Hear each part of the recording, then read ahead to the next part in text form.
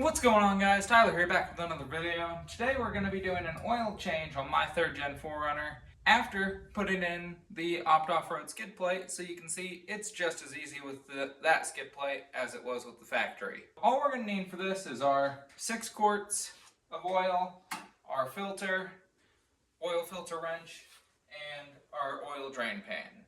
I'll have those linked below for you to be able to get the same ones I'm using.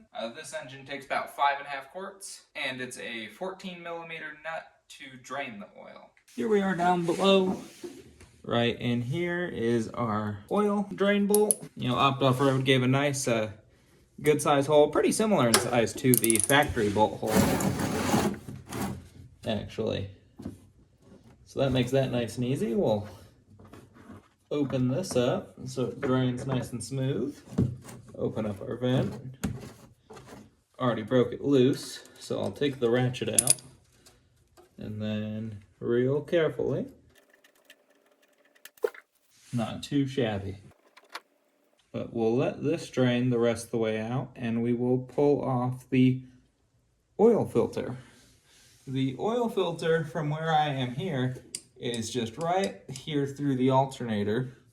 So depending on what's easiest for you, either through the top of the engine bay or here through the side through the wheel well will be easiest. It's a little hard to access this oil filter, but yeah, I guess that's what Toyota thought was best at the time. You know, normally coming in through the side is most people's best option, but since I have the Solo Motorsports double shear upper control arm kit on here, I can't get my hand through there.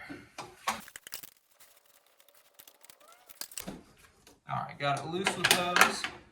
So after a bit of work, I was able to come in here from the top, unthread it and pull it out. Inevitably did spill a little bit of oil, but that's kind of to be expected when they're, you know, almost upside down mounted. But now we'll toss our new filter in. Like everything, got this on Amazon, genuine Toyota part. So, and it was cheaper than a Wix one, so you can't go wrong there. Using genuine Toyota parts, when they are the cheapest priced, is about as good as it gets. All this will be linked down below. But I'm just cracking open some of the new oil. You know, these engines call for 5W30, and this Valvoline full synthetic seems to be a good price. That's why I picked it. But just a little bit of oil here on the gasket.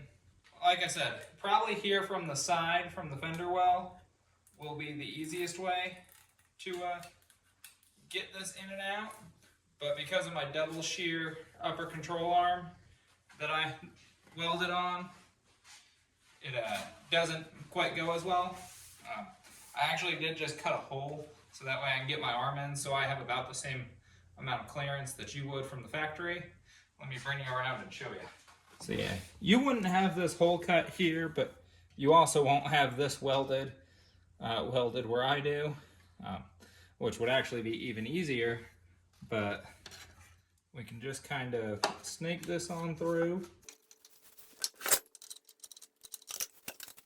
Another way, not that you can really see me, but I have my hand up here through the lower control arm. I cleaned up the oil from down below, whatever spilled out of the filter, tightened the new filter on as tight as I could get it, though it was quite hard.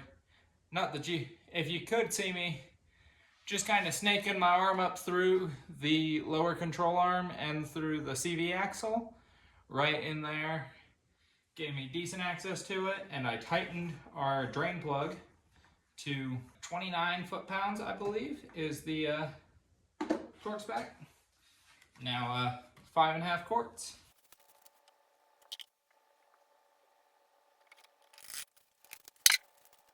All right, there's 16.5. We'll check it on the dipstick.